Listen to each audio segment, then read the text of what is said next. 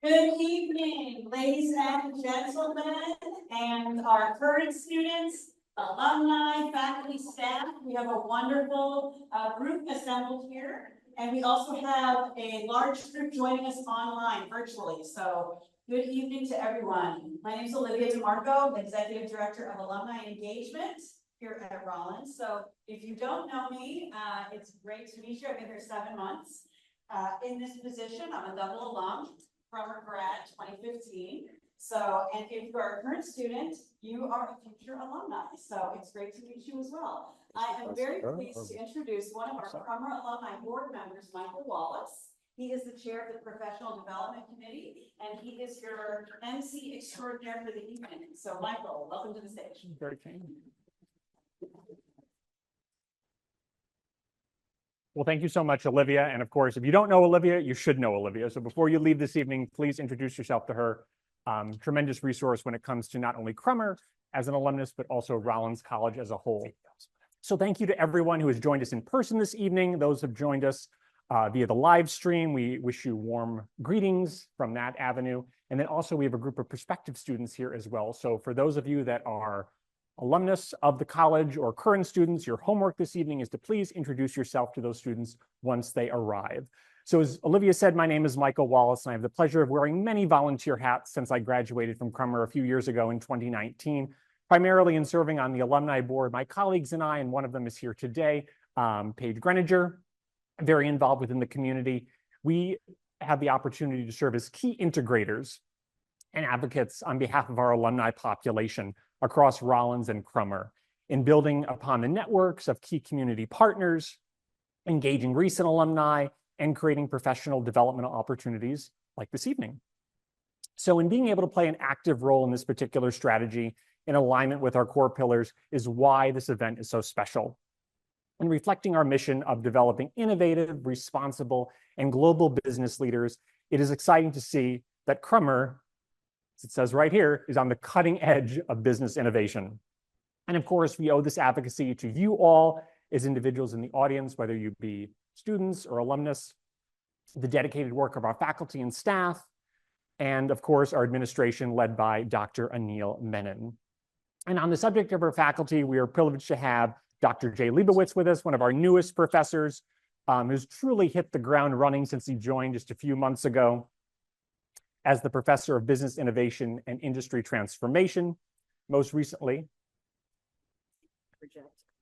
Excellent, yes. I'm from New York, yes, exactly. We can certainly project. So Dr. Leibowitz, as I mentioned, is the Professor of Business Innovation and Industry Transformation. He most recently served as the inaugural executive in residence for the public service at Columbia University's Data Science Institute, and he holds academic degrees from George Washington University. As for new happenings, and we'll make sure that this is all communicated via our website, and those of you that are joining us, but Crummer has recently launched the AI Edge Center, standing for Artificial Intelligence for Executive Decision-Making, Governance, and Execution. Forthcoming AI activities include the AI in Real Estate Forum on January 23rd, 2025 at the Alfond Inn, the AI for Executives Bootcamp on February 28th, 2025 at Crummer. I know there's some collateral that'll detail that event more specifically. The AI in Law Forum, which is scheduled for the first week of April 2025. Innovative and Creative Conference at Full Sail University on May 6, 2025. And he has just recently launched a new podcast entitled AI Across Campus and Beyond. This podcast series is available on Apple Podcast. So with that being said, all the preliminaries out of the way, I have the distinct pleasure of introducing our guest speaker this evening. So Isar Meitis is a seasoned serial entrepreneur with a diverse background in serving as an F-16 pilot and flight instructor. Don't see that too often. Holding executive positions in tech startups across 4 different industries. He successfully led companies to 2 notable exits and currently serves as CEO of Multiplay, a generative AI education consulting agency, while also a stealth mode tech startup in the wholesale travel industry. So what also makes this event special is that we get to really highlight an alumnus, which Isar is, executive alumni class of 2009. He also serves as a CEO mentor, a public speaker, a podcast host as well. He's been involved with our forthcoming AI Bootcamp, as I mentioned earlier, that will be hosted in Crummer in 2025. In his spare time, he enjoys spending time with his children, traveling and staying active within the community and playing pickleball and soccer. Isar's topic today, as you can see here, very creatively, mind you, is cutting-edge AI advancements that will impact your business over the next 3 years. Please join me in welcoming Isar.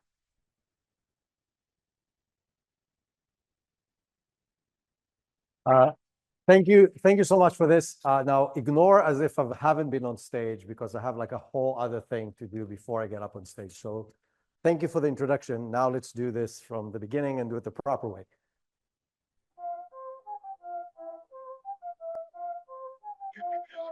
We welcome Crummer grads to the AI show, where the future meets the biz and a bold new flow. We got the tech to make your profits grow. It's time to light the fire, let the engines go.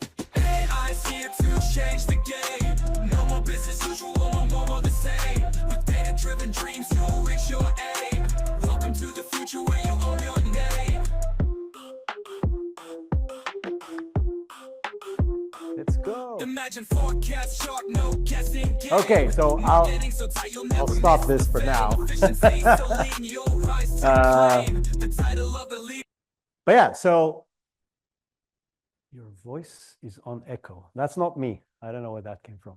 Maybe I need to, is that something from us? Never mind. Well, ignore the thing.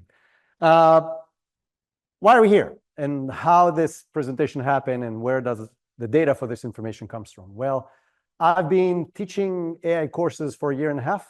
I've been doing workshops for companies for that same amount of time, and I've been consulting to multiple businesses. I speak on a lot of stages, so I get to experience the good, the bad, and the ugly of AI implementation across multiple industries, from companies as small as 5 people to my largest client is 45,000 employees. And anything in between. And so I see a lot, both from a very personal perspective on stuff I do in my company, as well as working with different clients. So what you're going to see today is a very condensed version of some great use cases, but also what you need to do. So let's move on.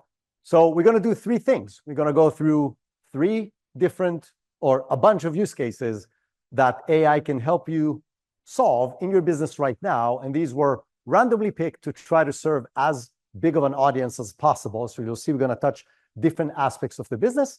We are going to look at what's coming in the next 2 to 3 years, most likely. And then we're going to talk what you actually need to do.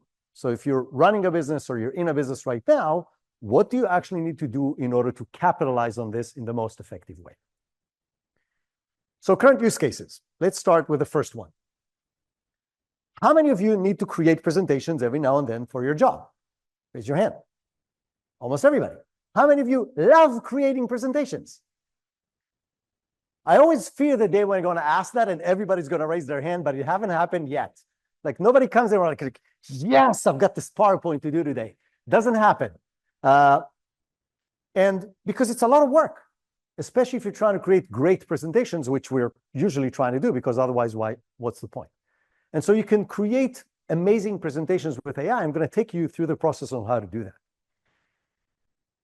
So this is ChatGPT. And what I'm doing here, I'm actually creating a presentation for a client. And what I'm doing in the beginning is I'm giving it information about the client through their website. And I'm asking it to give me a draft outline of what we should talk about after some initial comments. I then gave it a specific product information from their website, like a PDF that I've downloaded.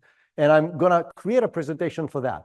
Then I'm asking it for multiple things. I'm asking it to create the presenter notes, the topics, the outline, the actual text inside of it, as well as keep it short and to the point, not to have a lot of text, and build, like I said, the title, the bullet points, and the speaker notes. So it's going to do all of that for me after giving it several different resources of information about what is it that I'm trying to do.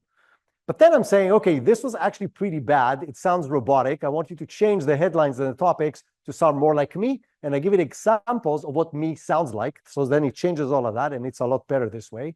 And then I move to graphics. I'm like, okay, here's graphics from that company's website. I want you to mimic that look and feel. And I want you to give me ideas of what the graphics should be in each and every one of the slides. So I now get a lot of ideas on what should be on each slide. And with that, and then go and pick. Like, I want you to do this in slide 1, this in slide 2. I want you to change a little bit what's on slide 7, and I have a completely different idea for slide line. And then it created this crap. And I'm like, okay, this is not what I meant. I need a separate graphics for each one in the same style you did before. And then it gave me these, right? These are awesome. These are exactly the same look and feel as the customer. So they're going to feel that it's a part of their environment, that they feel comfortable with it. And I had to fix a few of them. And once I was done, I had everything I needed, right? I have the topics. I have the actual bullet points in each slide. I have the presenter notes. So if you'll see in my slides, there's very little text on most of my slides. Most of it goes to the notes, so I can read them and know what to say. And if I'm giving it for somebody else, it also works for that as well. And then you can either just copy and paste them into wherever you need, or if using ChatGPT, ChatGPT knows how to export files as PPTX, which then you can import it into either PowerPoint or Google Slides. Let's continue. So what can I do with AI to create presentations? The first thing is ideation. What is it going to be about? Like, I know I want to sell my product. I know I want to educate people in the audience. I know I need to provide a report to my higher-ups or my team, whatever the case may be. How do I do this? Like, this is the thing I want to talk about. What needs to be in the actual presentation? The second thing is frameworks. So most people don't know that, but there are actual good frameworks for different types of presentations, whether education, sales, marketing, and so on. You can ask the AI, ChatGPT, Claude, whatever platform you're using, what would be recommended frameworks for your specific use case? Tell it who's your target audience, tell it what you're trying to achieve, ask for 2 to 3 frameworks, go back and forth and get ideas on what should be the framework you want to use. Once you have the framework, you can create the outline, just like I did in the very first step. Then you provide it additional feedback. I want to change this. I don't like that. So it's always consider it an amazing consultant, right? Don't just let it run with it. It's still your expertise and your presentation, but you can provide feedback and fix things just like I did with the headlines that I showed you before. Then it comes to creating the actual presentation itself. So really 3 things that I'm doing. I'm creating the text, which is the bullet points and the headlines for each and every one of the slides. I am creating the recommendations for the graphics. So if you just tell it to create graphics, it's going to create random stuff usually. If you want to have great graphics, like hopefully you're going to see in this presentation, you have to get your juices flowing, go back and forth with ideas. And then once you land on the right idea, and I just use it for ideas, like it's like, here's 3 ideas on what could be on this slide that talks about this and that. And then I take it from there, and then I ask it to create the actual slides.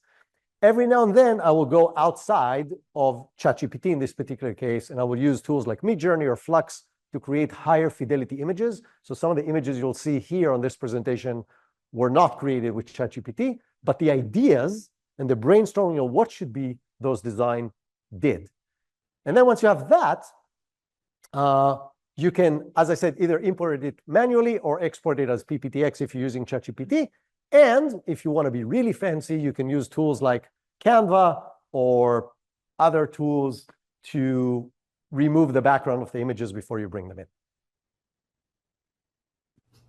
Hey, Isar, I see you started the presentation and you didn't call me yet. Am I still a part of this presentation? I sure hope so. We talked about this. Your slide 12, chill. We'll get to you. Like he's really excited about presenting with me. So you're good.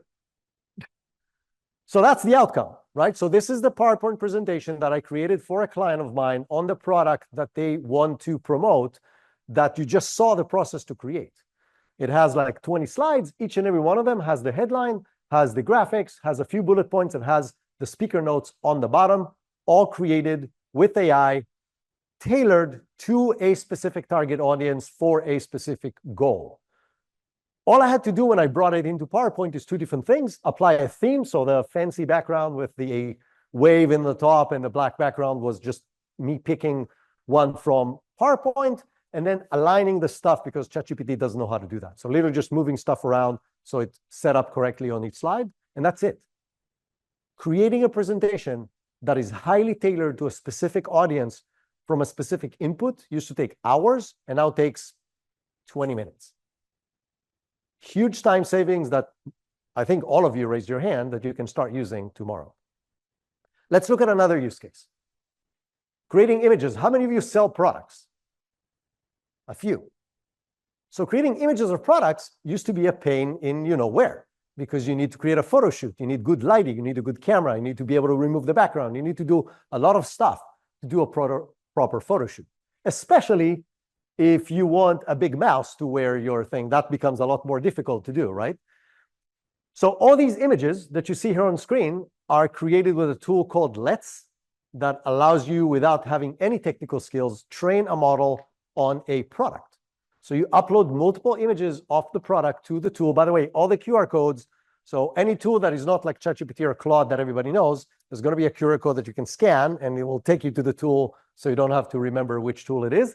But then once you train it on, in this particular case, the goggles, you can prompt it to create any image you want.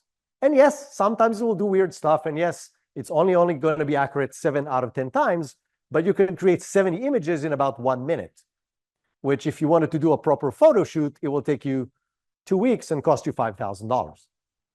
And so that's another great use case that you can do. Now, yes, you can do more than that with a lot more techie stuff that is available today through AI, but that's just a very user-friendly way to train images or products and then prompt it to be in whatever kind of scenario and whatever kind of type of image, like even the Chinese painting on the bottom.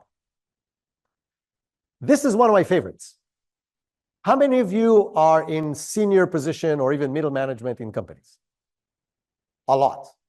How many of you have processes in your company that only Jane or Jim knows how to do? Everybody. Those of you who did not raise their hand twice are either the best run company on the planet or not being honest with the rest of us over here. I'm just saying, you can decide for yourself which one you are. But we all have that. Like every single company has those main processes that only a few people know how to do, and that's it. This raises two problems. Problem number one is risk. If that person, God forbid, gets hit by a bus or decides to make a career change and leave, I'm not going to say the word because I'm not sure it's allowed here, but it's not a good outcome. And the other problem is when you come to automate stuff with AI, you need to know what to automate. You need to explain the process to the AI. And to explain the process, you need to know the process. So how do you map processes? So why don't we do this? We don't do this because it's a pain in the butt. To map a process, you need to actually know all the different steps and all the different tools and what needs to happen in different steps of the thing, and what do you need to click and where do you need to go and what do you need to pack, depending on which company and what you're doing. Like it's a long, tedious process to map business processes. That's why not everybody has it. But now you can actually do this amazingly easily with AI. All you need is the person who does the process to do the process as they're doing it anyway while they're doing it. Don't do extra work and just narrate what you're doing. So if you're doing it on a screen, if you're sitting in front of the computer, then just tell me what you're doing. I'm opening this tab, I'm clicking on that, I'm selecting this thing, I'm making a decision, doing this and that, and then I'm going to move it, and I'm going to save this file here, I'm going to then copy it there, and I'm going to send it to this client. Awesome. Perfect. Have several different people who do the process do it several times, or the same person record several times. The reason is it's not going to be exactly the same every single time. If it's not in front of a computer, let's say you're doing inventory in a warehouse, same kind of thing. Open your phone, record what you're doing, and just talk to it, explain to it as if you're bringing a new intern and you want to explain to them how to do the process. You can then take it into any AI platform that you're using, whether it's ChatGPT or Claude or Gemini or whatever it is that you're using, and prompt it to explain what you're doing. Here are 3 inputs from recordings of a person doing this in company Y, and this is what the company does, and this is what we're trying to record here. I want you to create a checklist that is very, very detailed, but the other thing that I always do, and you'll see another example in a minute, I ask it to ask questions. What questions do you have to me, the operator, that will make this checklist even better? And it's going to give you 5 to 20 questions that you can answer. Now you take the answers, and the recordings, and it will create a checklist, a great checklist. You give it back to the person who did the job. They give you feedback, say, oh, this is not exactly this. And now you have a checklist. But then the cool thing is if you use Claude, Claude actually knows how to create flowcharts. So if you take the inputs from step 1 plus the checklist and give it to Claude and say, I want to create a flowchart of the process, it will create a flowchart of the process. And you can then massage it by giving it additional inputs and saying, it's not exactly this. This is actually a side step, and give it instructions and change it. And you can get to a flowchart. I'm a very visual learner. So to me, having the flowchart next to the process actually helps me a lot understand what's actually happening. So now you have it documented. But that's just half the magic. Because then once you have all of this, you can say, I want you to export that as a CSV file, because the CSV file you can import into Notion or Monday or Jira or ClickUp or Asana or whatever it is that you're using in your company to manage tasks. So you're going from, I have no clue on exactly how the process works, to inside each task itself, having the SOP of the task ready to go with almost no extra effort. So this is magical to me because it really allows you to A, reduce risk in your company very quickly, very easily, but B, now that you have this, you can start automating different steps of the process with AI. Is it my turn now? Oh my God. Okay, you know what? You're so excited about it. We said slide 14, we're slide 7, but you're so excited. You go, I'll stick around. Do your thing. I am Isar's digital doppelganger. And Isar asked me to share with you why you need a digital doppelganger. Well, first, I am better looking and I am funnier than Isar. I never say or between words unless I am told to. And I speak more than 70 languages. Entonces, si tienes clientes que hablan español, ou clientes em potencial que falam português, ou si vous souhaitez vous étendre en France, I am your guy. I also get the text right in the first take. Every time. Not like my human amateur that is in front of you on stage. So every time Isar wants to record training videos, announcements, or any other boring tasks that take him a lot of time, he uses a large language model like ChatGPT or Claude to write the script, and I get the job done. What used to take him hours takes me minutes. So who is the doppelganger, huh? Who's the doppelganger, huh? Asshole. Anyway, it's an amazing capability, right?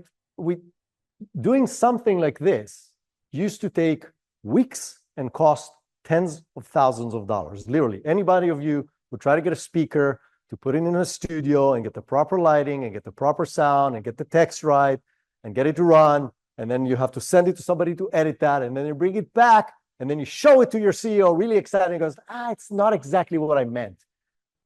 And then you got to start all over again. And now, everything from the ideation to the script to the recording, everything is done by AI. I can create as many of these as I want in a single hour for any topic. You can use it for marketing. You can use it for internal training. You can use it for FAQs on your website. You can use it for literally anything you want. Now, if you want to do it on steroids, you can. How many of you know what Notebook LM is? So a few. So Notebook LM is a free tool by Google that you can just go to notebooklm.google.com. It allows you to upload information to the tool. So that information can be websites, can be PDFs, can be YouTube videos, can be literally any information you have. And it creates these amazing summaries. One of the things it knows how to create is a mini podcast. So you click a button and it generates a podcast. So it's not a narration of the content. It's two people speaking to one another. So what I'm doing now in several different occasions is I'm actually taking that podcast that is automatically generated for me, like I don't have to do anything. And then I connect it to this tool. So this tool, I'm using HeyGen for the avatar. So it has a gazillion other avatars. It doesn't have to be you. And then I allow these people to have the conversation. Now I have a video of a conversation between two people on any topic that I want. And the entire process from the research to having a video of two people speaking takes about 15 minutes. That's nothing short of magic. So this is another great capability that you can use today for almost free. And most of these tools are, in a business context, are free. Let's continue.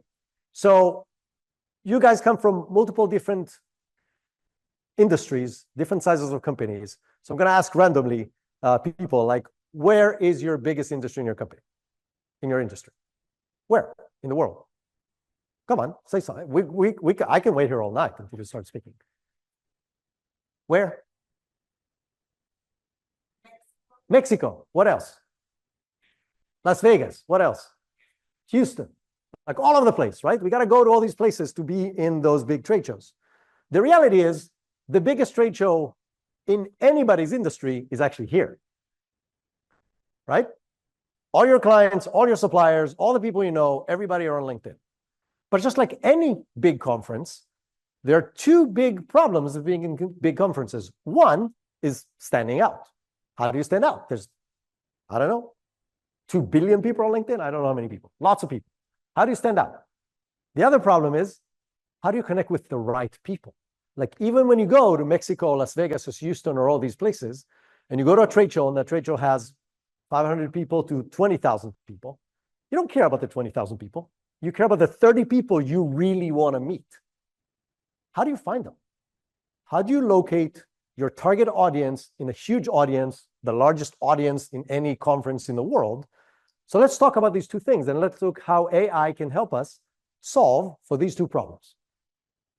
So problem number one is standing out. How do you craft engaging posts on LinkedIn? By the way, on any social media, right? So in this particular case, you'll see a few examples of stuff that I'm posting that gets really high engagement, lots of views. And I do this with the help of AI. So what's the process? The first thing to get high engagement is to get people, is to know what provides value to your audience, right? Without knowing what provides value to your audience, you will not connect with people and you will not get engagement, which means you need to know your target audience. You need to understand what makes them tick. So we're going to talk about how you can do that with AI. You also need them to stop. People scroll the Eiffel Tower on their phones on social media every single day. The people in the front rows here scroll probably the Himalayas on their phone, not just the Eiffel Tower every single day. And so how do you get them to stop? You get them to stop with a good, solid hook in the beginning and with the right graphics, because that's the only thing you see when you just scroll. So we're going to talk about how to do that. It needs to be easy to read, lots of space, short sentences, and so on. And you need to drive engagement. You need to be provocative with what you're saying, or you need to post questions and so on. So how do you do all of this with AI? And this is just another example for you from another post that talks about how do you do this.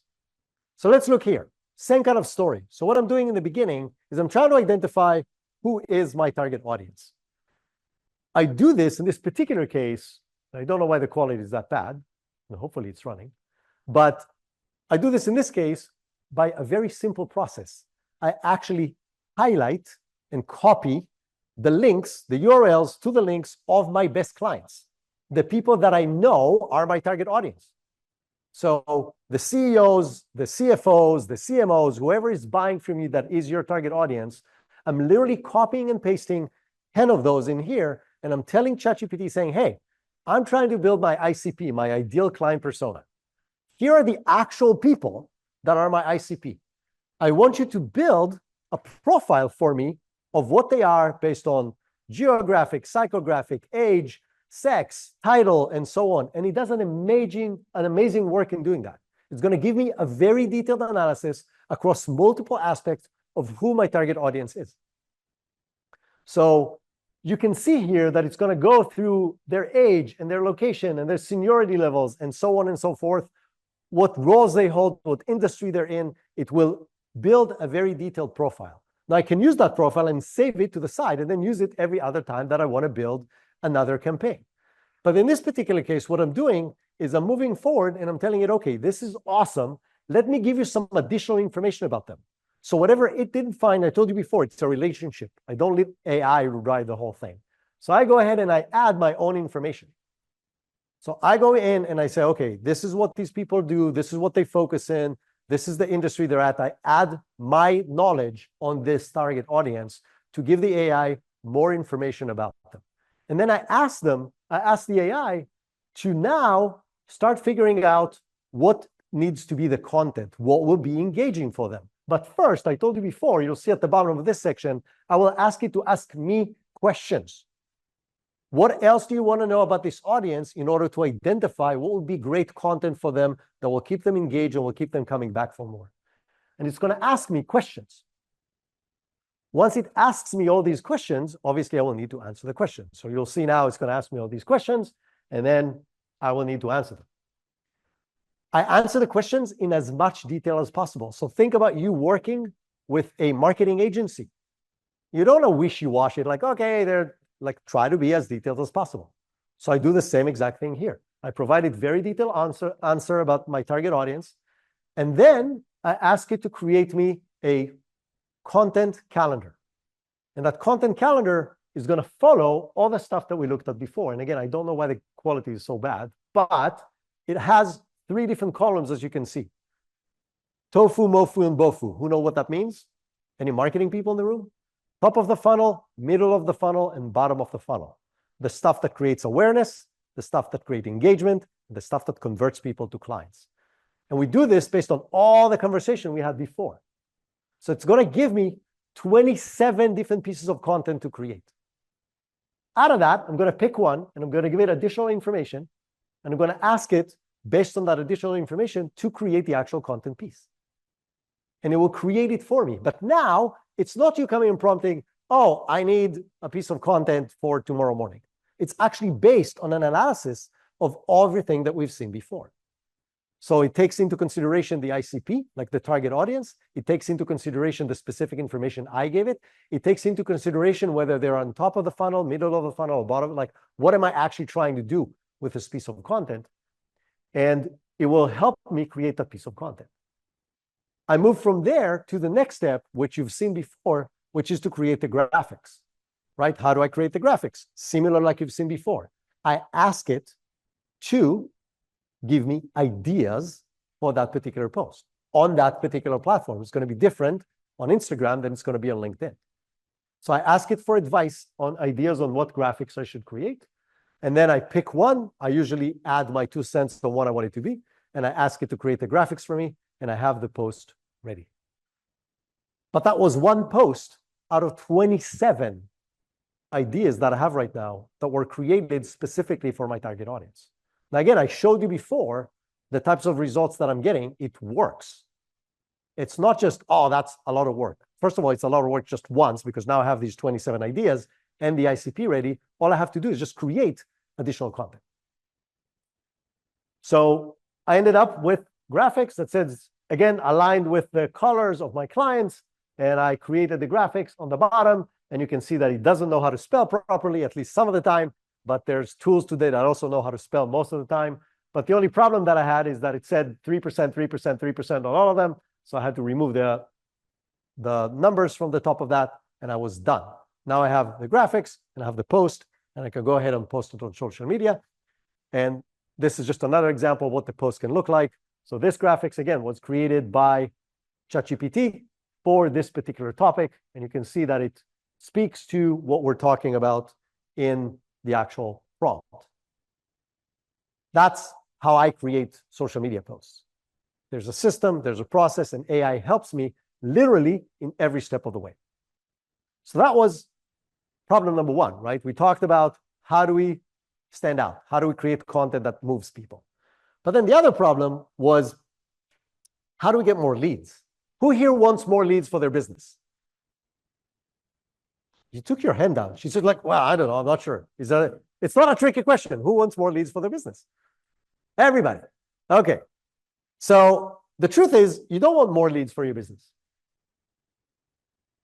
You want the least amount of leads that drive you the most amount of business, right? Because leads by themselves are a waste of resources.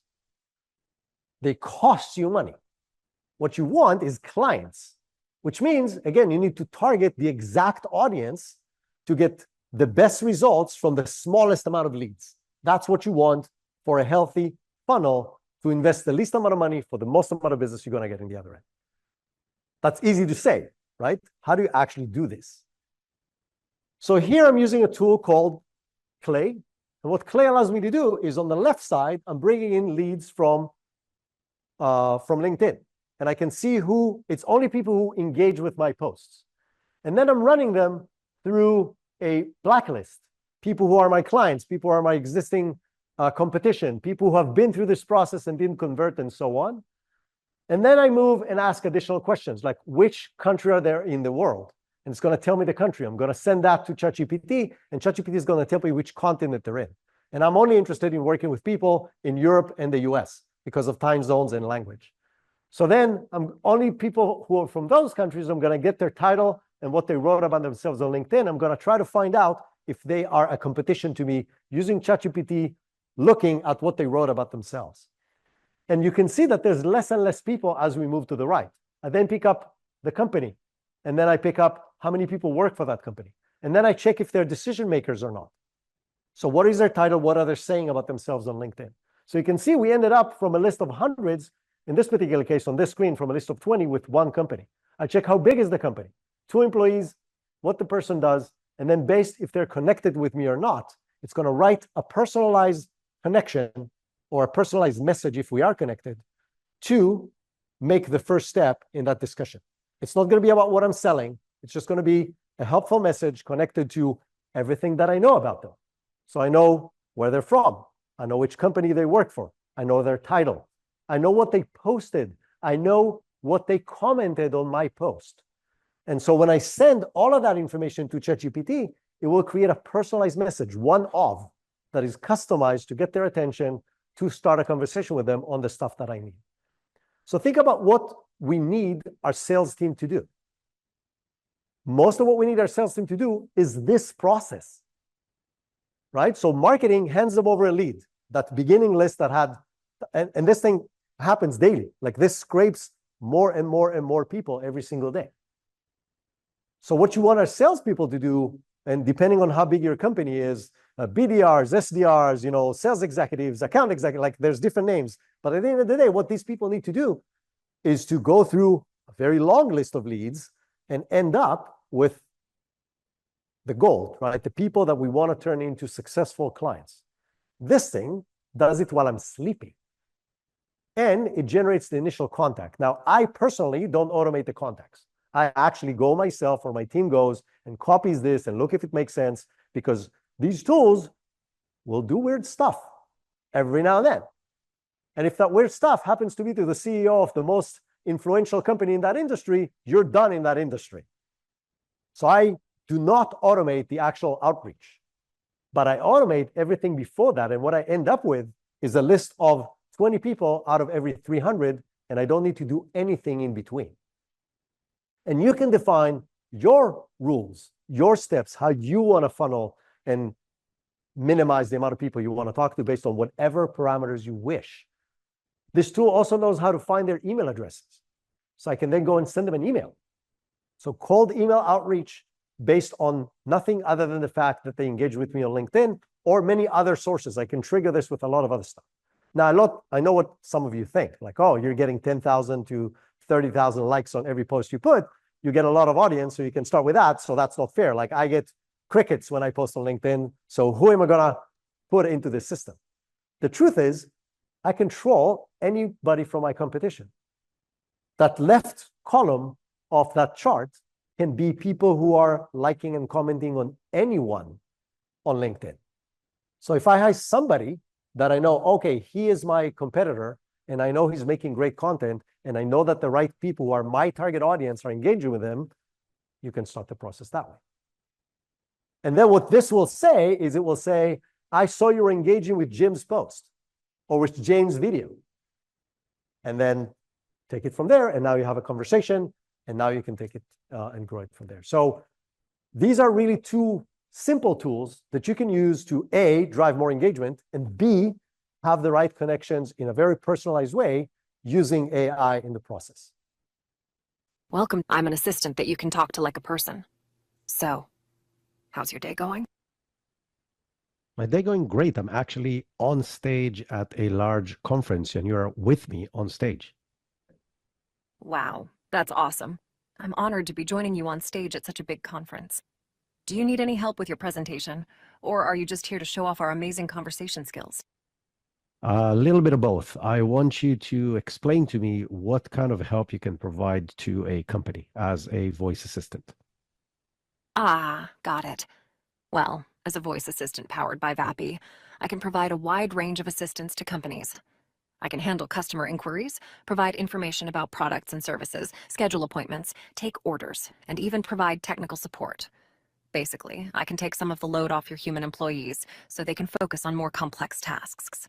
You get the point. So there are these voice agents today that can connect to your CRM, can connect to your ERP, can connect to any system in your company, and can do customer service, can do outbound sales, can do everything you want. The concept of contact centers, as we know them today, is going to cease to exist. The technology is good enough right now. So you can start leveraging this kind of technology for multiple things in your business, starting small with answering FAQs or answering internal employee questions, test the system, and then move it over to customer-facing stuff. But these tools are really, really good already. So what's coming down in the next 2 or 3 years? The first thing is AI agents. So what are AI agents? So what you're going to see on the screen right now is an agent ordering books on Amazon after you just ask it to order books. So what are agents and how are they different than just ChatGPT or the chats that we know? There are several different big differences. Difference number one is they know how to think through complex problems. So it's not just go do this.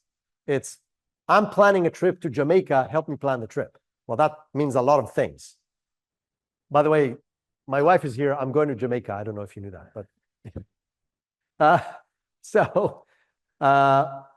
it means a multi-step process to do something.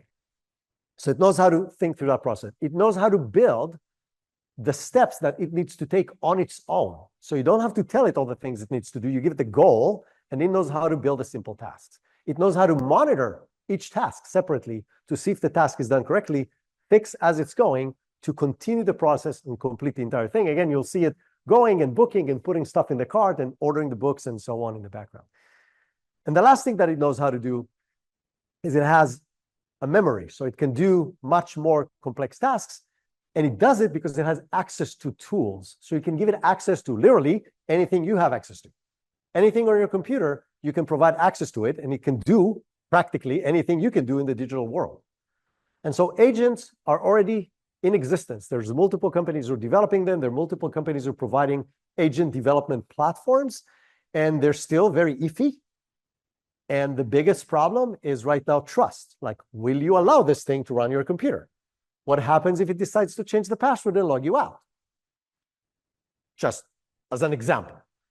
So the ability for this to go terribly wrong is exponential, but all the big labs and all the big companies, including Microsoft and Amazon and so on, are working on these kind of solutions, and it's coming fast. So we're going to see more and more of these agent capabilities showing up. The other thing is AGI. Who knows what AGI stands for? Nobody. Who knows who this guy is? Sam Altman. So Sam Altman, the CEO of OpenAI, and he was so AGI stands for Artificial General Intelligence. What does that mean? It means an AI platform entity that is at least as good as humans in every cognitive task. That's pretty hard to comprehend, right? What the hell does that mean? So he was asked about a year ago. So this is at the end of the 2023.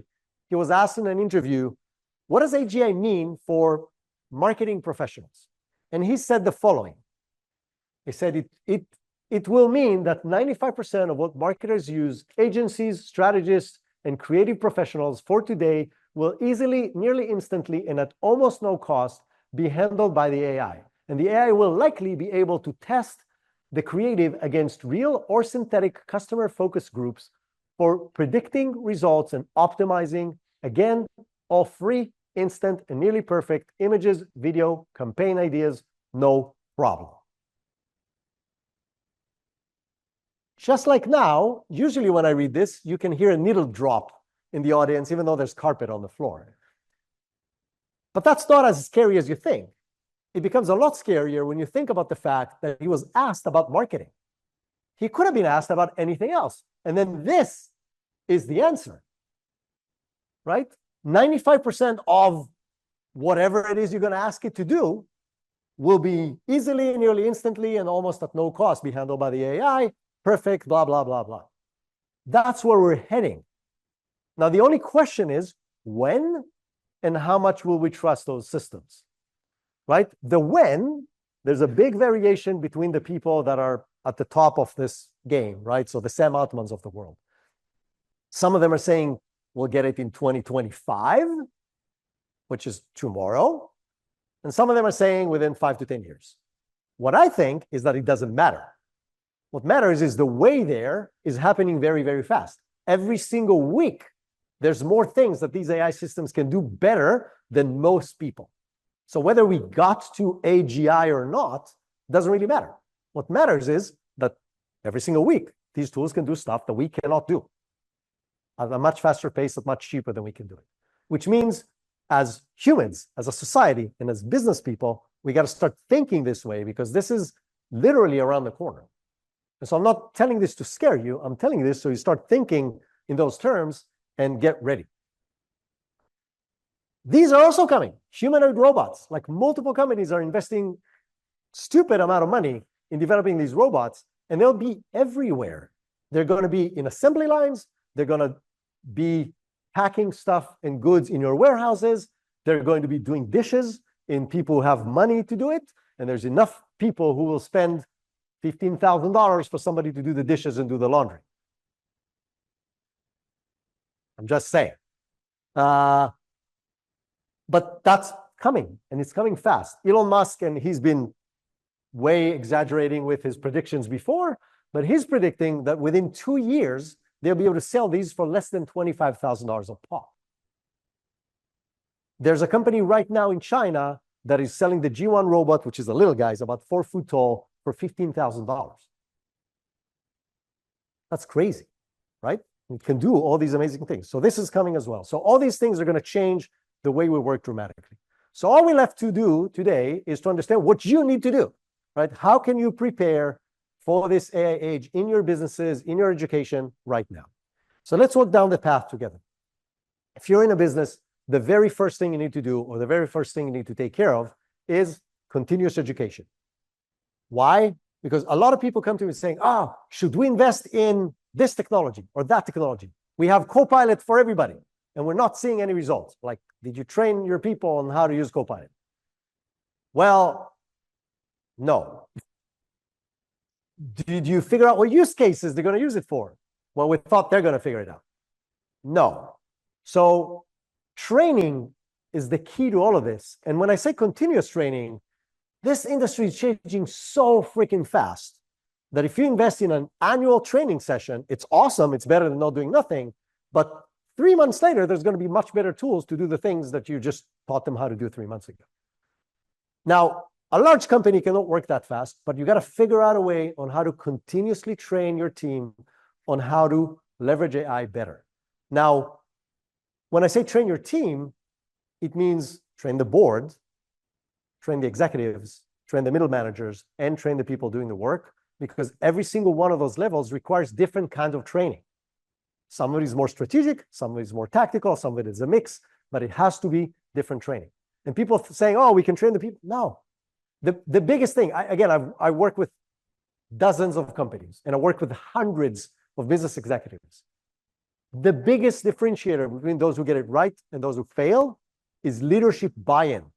Like, if you can get your executive team and your board to be on board with this, it's going to be successful. And if you're not, it doesn't matter what you do, it's going to fail. And so continuous education is one. The second one is an AI committee. Every business today, every organization today, so Kramer or Rollins or any business you're in needs an AI committee. Who's on the committee? Anybody wants to be on the committee? You need one person from every department. Why? For two main reasons. There's a lot of reasons, but two main reasons. Reason number one, their inputs. Every one of them will bring different needs, different inputs, different limitations from the different departments. Second, You want champions in each and every one of the departments once you start deploying things. So you want people in the different departments. You want all the geeks in the company. Because then you have people like me, my wife will be my witness, that will stay between 10 p.m. to 2 a.m. because there's a new cool tool and they want to test it out. And then I'm going to come back the next day and say, hey, look, I solved this problem that we were fighting with for the last 3 years. So you want a few geeks on the committee as well, because they're going to test stuff beyond what other people will. You want at least one person from the executive team for 2 reasons. 1, lead by example, right? You want to show that people care. 2 is because you want this to be a team that can actually make decisions. You don't want to make a suggestion and then wait 3 weeks and then to offer it to the company and then they're going to vote on that and then they're going to take. By the time you're going to get the decision, there's going to be a new technology and you're going to miss the train. And so you need to be able to make decisions and deploy stuff as needed. That committee needs resources, right? They need time, they need money. They need a sandbox to test stuff that is not going to break what the company is doing. So that's what's in the committee. What's the first thing that the committee needs to do? This, define the policies and guardrails for the company, because this could go terribly wrong if you don't do that. So these tools hallucinate. They make stuff up. People don't know that. There's been multiple cases. There's been a case in court about 1.5 years ago of a lawyer that was in a case that was using other cases to support the reason why he should win. And all those cases were made up. 100% of them. I don't think he's a lawyer anymore. At least not for the same company he worked for before. So he didn't know. A lot of people still don't know. And the thing is, I don't know. And I do this every freaking day. What do I mean by I don't know? I know. But you get so addicted to getting quick, amazing answers. You're not going to check all of them. You won't. You just won't. And so you get to the point where you start to trust these tools. So you got to put very clear boundaries of when you can use it and when you shouldn't use it, what data you can put inside of it, what data you shouldn't put inside of it, and so on. So this is very, very important. The other thing is obviously be in charge of training. They need to figure out how to provide training, continuous training to the team. They need to figure out which tools the company should buy and test. They're the ones that are testing the tools, and so on and so forth. So the committee has a lot of stuff to do, but they become the engine of AI within the company. Anybody who has an idea, instead of like, oh, I can bring ChatGPT from home and I can test this out and let's see what happens. Well, maybe we're going to get sued for $100 million, but it's not my company. So he needs to bring it to the committee. The committee needs to be very responsive, test the thing out, and decide if it's a good idea or not. So that's the committee and that's the guidelines. Assessments. You want to run 3 different assessments. Assessment number 1 is strategic. What does that mean? You have to ask yourself, in your industry, in your niche, in the clients you're serving right now, what will they not be willing to pay for 2 years from now because they have access to AI? Some of the services and products that we're selling will either erode or disappear in the next 2 to 5 years. That never happened in history, ever, that fast. We talked about this before. If you are running a call center, again, I'm not going to use the word, but you know what happens to you. You have to find a different job. It's not going to exist. If you're a copywriter, your chances of surviving this are not very high. Graphic designer, et cetera, et cetera. There's so many things. But if you look at it from a company perspective, what are the things that people are paying me for right now that are going to get eroded or eliminated because my clients have access to AI? That's the question number 1. But there's the flip side of that. What new services or products I can sell to my existing clients because I have access to AI? Now, there's stuff that the ROI didn't exist before. I couldn't do this, I cannot do that because I need to hire 35 people and I don't have the budget to do that. Now you can. So you got to think outside of the box and try to compensate between these 2 things. There's another positive. You might be able to serve a new audience that you cannot serve right now. So new kinds of clients, because you can now offer additional tools, services, products that you couldn't serve before because you can build stuff with AI that you couldn't do before in a positive ROI way. So that's the strategic aspect of this. And it's critical because it literally, your future of your company depends on that. The second thing is, HR skills analysis. You got to understand what skills are required in the AI era that your people don't have right now. And you got to figure out how you close that gap, right? Do you hire? Do you train? Do you what do you do? But you got to do that analysis and understand what is the gap that you have right now across the different layers, from the board to the people in the trenches and everything in between. And you got to do the low-hanging fruit stuff. We just looked at, I don't know, 4 or 5 different use cases. There are hundreds in every department that you can start doing today and save hours and hours and hours, which immediately supports your bottom line. But beyond the bottom line, it makes your employees happier. Who likes to create PowerPoint presentations? Who likes writing reports? And so on and so forth. Who likes summarizing meetings and sending it to everybody? Nobody. It's tedious work. And so there's an amazing lady called Casey Kazikov. She was the Chief Strategy Officer at Google. That's a really big title. And she has an amazing YouTube channel with a lot of stuff. And she came up with the phrase, thinking versus thunking. It's a great presentation of what AI will replace and what it will not replace. So she's saying there's the stuff that we do at work that is thinking, and there's everything else that is thunking, which is a word she made up. And AI will take the thunking like this. But we don't want to do the thunking. So if you learn how to do that, that's a huge benefit. Okay. Then you need a plan, right? You need a plan, you need KPIs, just like anything else in business. So people say, oh, yeah, let's implement AI. I'm like, okay, but when? How? What's the budget? What's the timeline? Who's going to run it? Who's in charge? You have to develop a plan just like any other change management, just like any other business plan. And you got to look in the plan at several different things. The first thing is, okay, what are the tools we're going to get? What are the frameworks we're going to use? What are the processes we're going to use? So again, people get the tools and they think they solve the problem. Oh, we got ChatGPT, we got Claude, we got Clay, we got Midjourney, we got, okay, that doesn't do anything.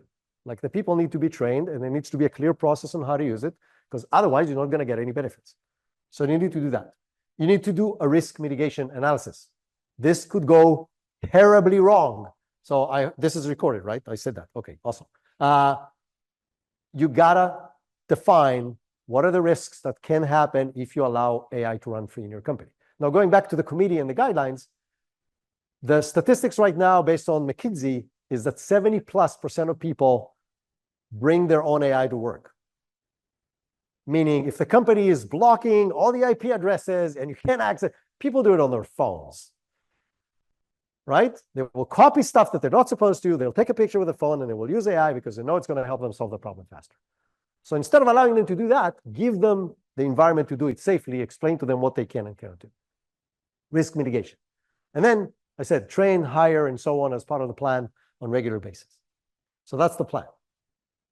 Encourage AI usage. How do you encourage AI usage? Okay, go use AI. No, that's not going to work. Again, it starts with leadership. Show that the leadership is involved. Talk about this in the all hands every week when you talk to people. Share success stories. Gamify it. Give a PTO or tickets to a theater to anybody who came up with the greatest thing that month. Right? Then people are going to talk about it. They're going to compete with each other. It's going to be a fun thing to implement AI stuff. So there's multiple ways to encourage AI usage.